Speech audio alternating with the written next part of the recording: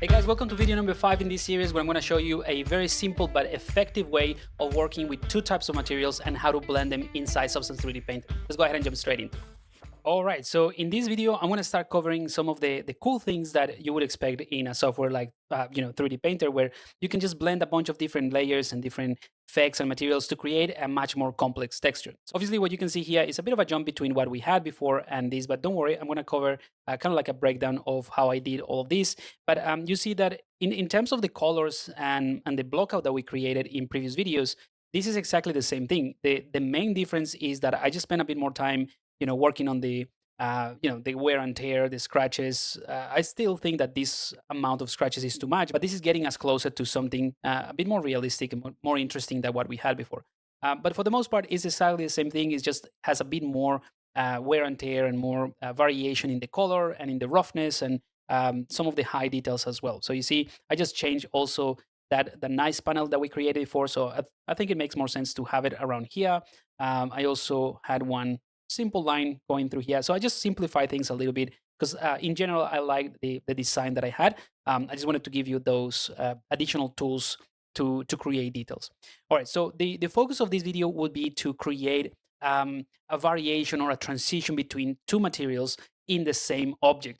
So the clearest example in this case would be something like this, like the tank, like the plasma tank or whatever this is, because we have something that is metallic, really shiny, that has been, probably oxidated or exposed too much to water or like water retention around these areas, and it has some rust going on, right? So this is exactly the same mesh, right? But we have two different materials going, one that is the clean metal and another one that is the rust. So I'm going to show you a very simple but very effective material setup that allows you to create this type of blending of materials in any material that you want.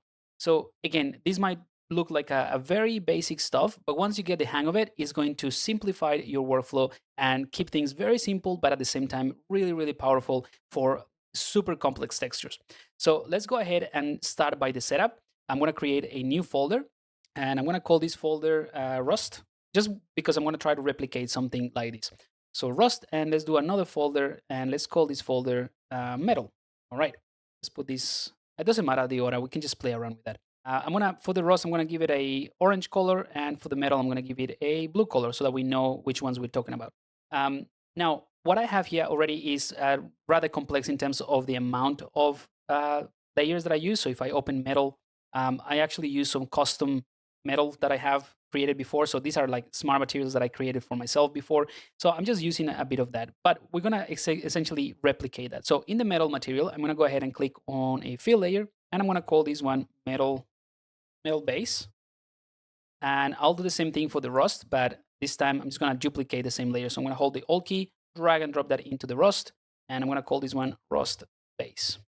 All right, now for the time being, I'm gonna turn off rust, and I'm just gonna work on the metal. So this is the initial setup done, as in you only need to have two folders that represent each of the two materials that you wanna blend. And of course, you can expand this workflow to be absolutely anything that you want, and you can have 3 materials, 4 materials, whatever you want, but we're going to keep things simple. So in the metal, I'm going to select the base metal. I'm going to go to properties, and of course, I'm going to enable the things that I want this metal to be. So with the color, I'm going to try to replicate, like I said, something like the plasma tank.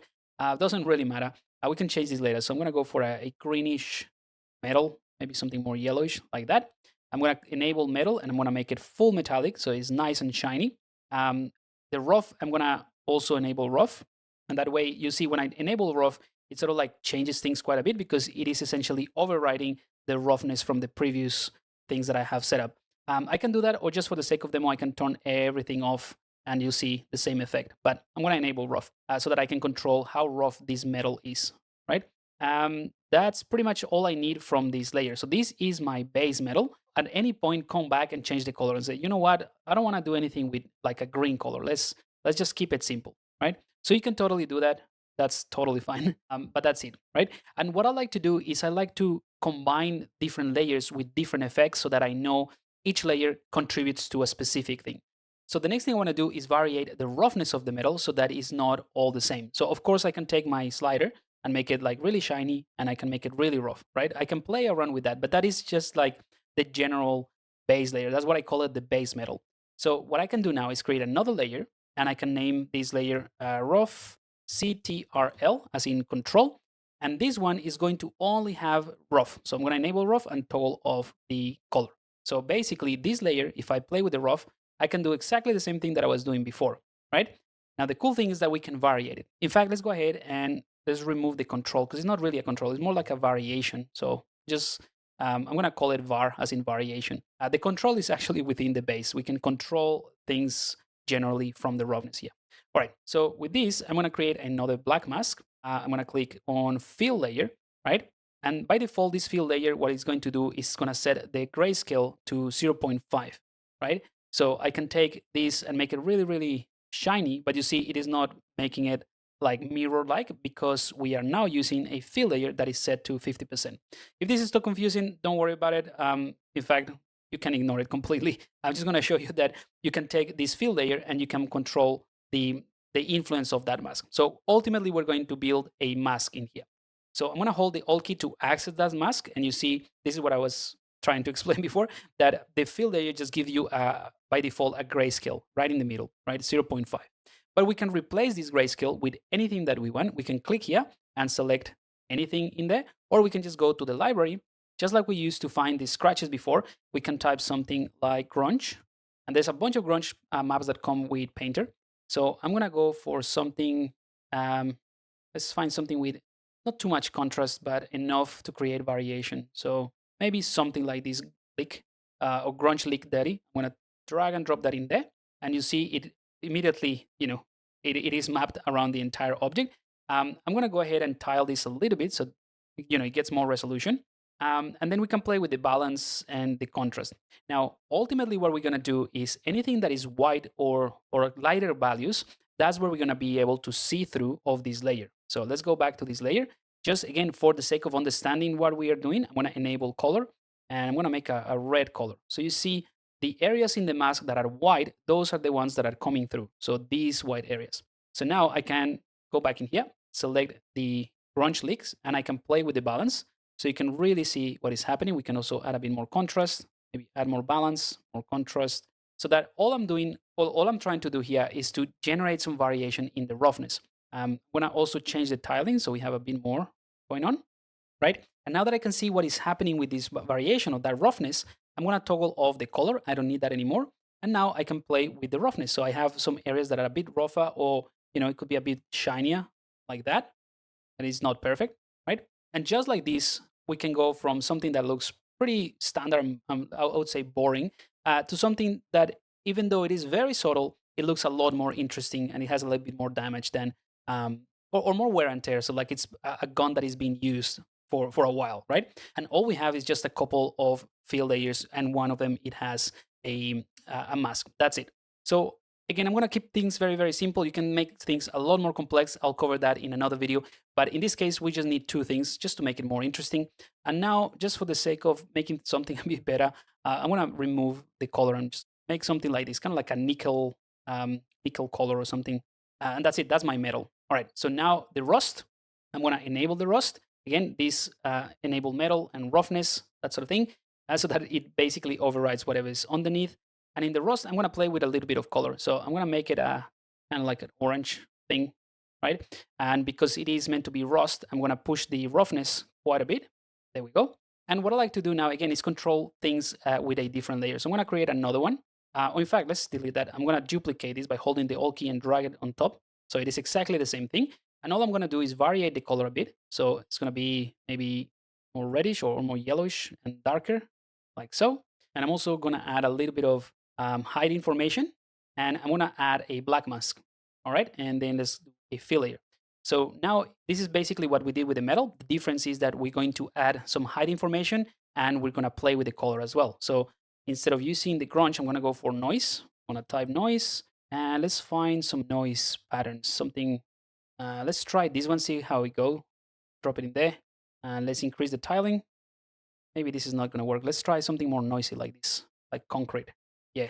All right. So this is going to look a little bit better. So you see that already, because there is a variation in color, you get this really interesting variation. So if I click on the actual layer and I push the hide down or up, it's just going to add this rusty sort of effect straight away. And then we can play around with the color again. We can make it a bit darker or more saturated, like so. The roughness, I think, is going to stay the same. And then you can go ahead and duplicate this one more time. So Alt duplicate, and it's going to obviously duplicate not only the layer and the properties that we just changed, but also the generator that has the grunge. But this time I'm just going to change the grunge to something else. Maybe let's try this grunge map that has like larger pieces. And let's go ahead and change, maybe this is a little too much, but let's go ahead and change this to a darker reddish tone like that. All right. And let's play around with the scaling of this. So tiling, let's increase the balance. I don't think this is going to work. Actually, let's find something a bit more noisy. We're just making rust anyway. So let's drop this in there. There we go. Add more balance and more contrast like so. And maybe we can reduce the tiling a bit. I think this is a little bit brushy. So I want to find something, maybe grunge rock. There we go. So this is better. So you see, just because of the non-destructive nature of things, of how we set things up, basically, we can just drag and drop different things and play around with the variation. So I think this works a little bit better for a rust. And this rust material is made out of like 3 layers. And that's it. That's the whole setup. Obviously, you can spend more time tweaking these. Maybe there's a lot of difference between that sort of reddish tone and the orange. So you go back to your base layer and then you just make it a bit, desaturated, things like that. So you can always come back and change things on the fly. But the general setup is done. So we now have the metal and then we have the rust. That's all we need in order to combine these two materials. So again, metal and rust. Now with these two materials, what I like to do is on the metal or the rust, it doesn't really matter. You can create the mask. So if I use it in the rust, I'm going to click on black mask, create a black mask, and that way hides all the rust. And from the magic wand, I'm going to click here and add a generator. So this generator is currently empty. All we need to do is click here, and we're going to use one that is especially for this type of effect, which is the dripping rust. So if I click dripping rust, straight away you see what is happening, right? So we can control the spreading of the rust. We can create, add more contrast to that. We can increase the spreading smoothness of it. So you want something a bit more, a bit smoother, obviously, as the name says. So it is very self-explanatory. I'm going to increase the drip intensity. So it's kind of like the water, where the water drips, that's kind of like how it's being created, that rust on this metal. So you can play around with all of that, and it's just going to use some of the curvature, the ambient occlusion, and the position map that were baked during the baking process. So that is how easy this is, right?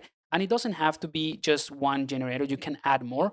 So for example, if you want to add more rust to, let's say, the crevices, right? Because, if you look at this area in here, this is a crevice, and it, in a real world, it will potentially hold more water, or it's going to be harder to dry, and that's where the rust happens. So you can add to it. So you can click on a magic wand, you click on add generator. This time I'm going to use something like dirt or curvature. In fact, the curvature will be pretty easy, but I think the dirt does the same things. So it targets those crevices. Let's go ahead and invert that. Actually, this is not going to work because this is just, let's actually use the curvature. There we go. So now it is, we can play with the balance and target that curvature. Let's invert that.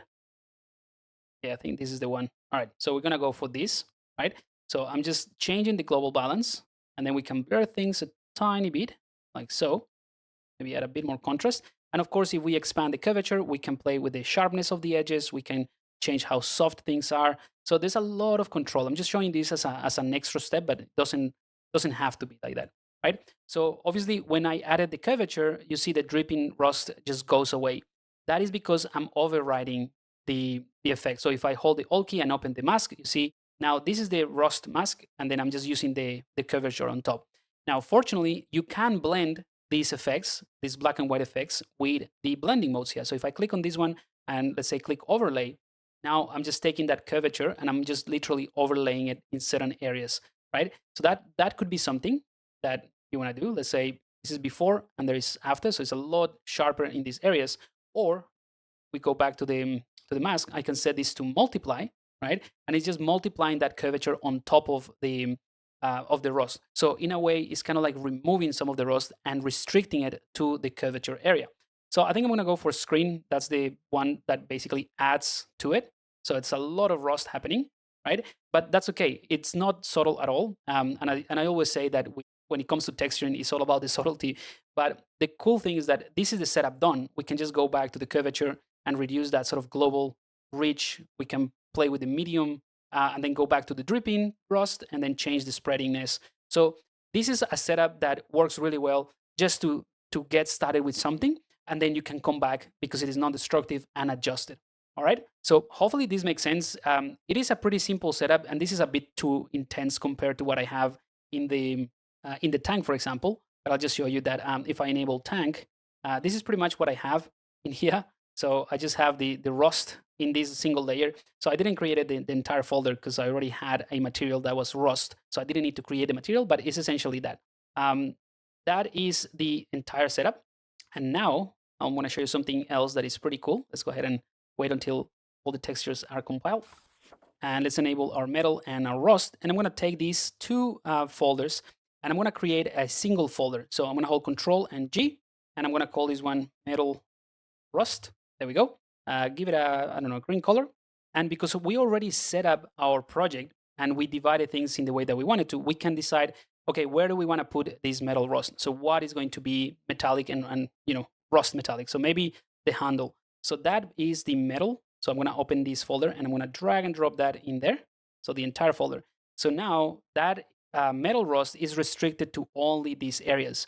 And now that gives us a much better understanding of, you know, maybe this rust is way too much for this type of asset, and not everything is as dirty or as old. It's not like a blaster gun that is being left in the sand and in the environment or in the elements rusting away, because there's going to be a lot of contrast between that and the cleaner plastics, right? So we can go back, open up the rust, and maybe go into the mask and play around with the dripping of the rust. So I'm going to reduce that so that is less.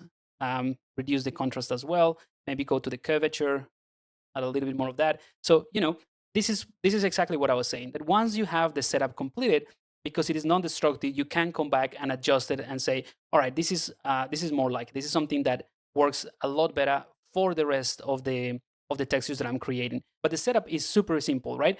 One folder per each material, and then you use a mask to blend those two materials. And then, because we already have things split into folders or sections, just drag and drop it in there and adjust it. So very, very simple stuff, but I think very effective as well. All right, so that's it for this video. And in the next one, we're going to create something a bit more complex for something like the plastic material. I'll see you there.